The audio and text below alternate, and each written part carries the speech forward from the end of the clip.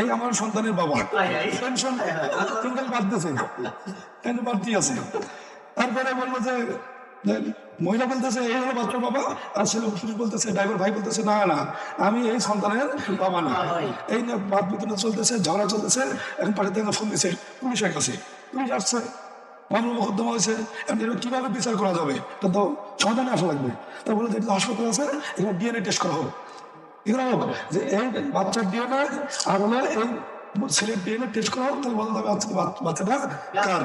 তো সেই অনুযায়ী যে অনুযায়ী চিন্তা অনুযায়ী কাজ পুলিশ সাথে তাকে নিয়ে গেল ডিএনএ টেস্ট করবে।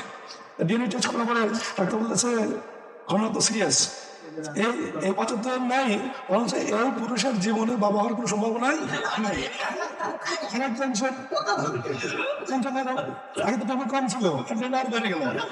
এখন 14 বাইরে চিন্তা করতেছে হায় হায় সর্বনাশ।